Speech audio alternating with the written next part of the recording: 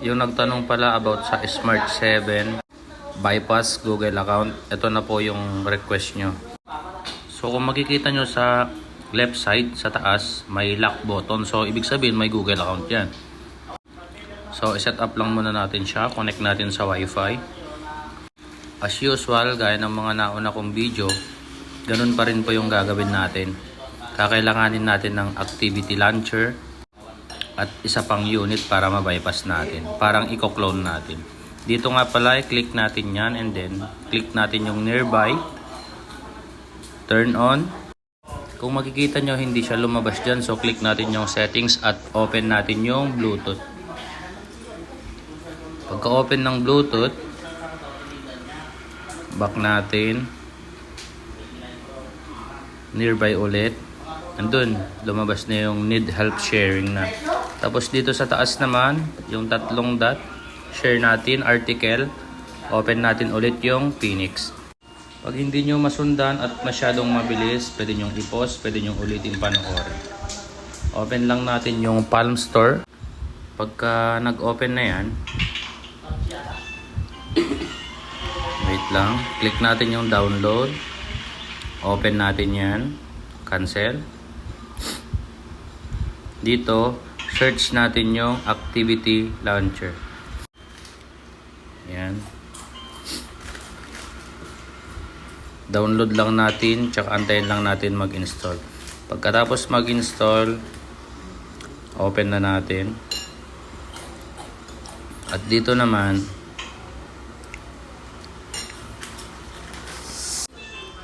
hanapin lang natin yung Android setup.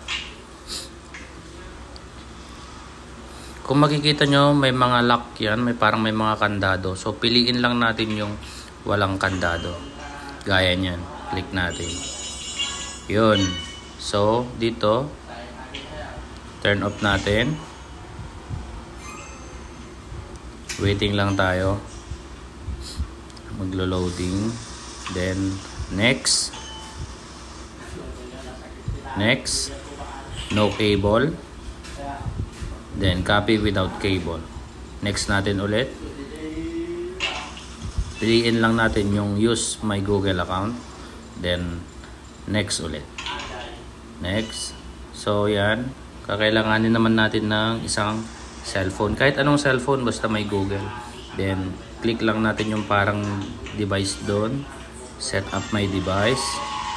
Antayin nating magsisync silang dalawa. So, yan. Get started lang natin. Next lang natin. Confirm lang natin via password. At wait lang natin mag-copy yung account sa binabypass natin. Dito nga pala need natin ng strong connection or data or wifi. Basta malakas yung signal, malakas yung data. Dito naman sa part na to, pwede na nating i-stop yan. Don't copy lang natin.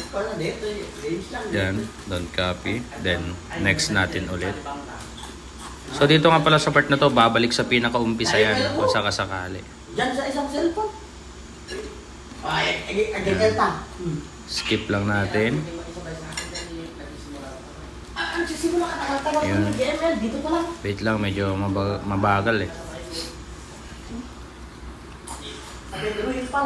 Skip natin ulit. Skip. No thanks. Yan, waiting lang. So dito sa part na to, madali na lang yan. Alam nyo na yan sa mga part na yan eh. So waiting lang tayo. Then, ito. Yan, bumalik na nga sa pinaka-umpisa. So, next natin yan. Next natin ulit. Dito nga pala, ginamit ko yung use mobile networks for setup na lang. Yan. Hindi ko na siya kinonect sa wifi kasi hindi siya magtutuloy pag nagka-connect sa wifi. So, ginamitan ko siya ng SIM card na may data. Maisingit ko lang, yung mga hindi ko napagbigyan o mga hindi ko pa nasagot, pasensya na kayo. Hindi pa kasi dumarating o wala pa kasing dumarating sa mga request nyo. Wala pang dumarating sa akin na mga pagawang ganong model, kaya hindi ko kayo lahat mapagbigyan o magawan ng video.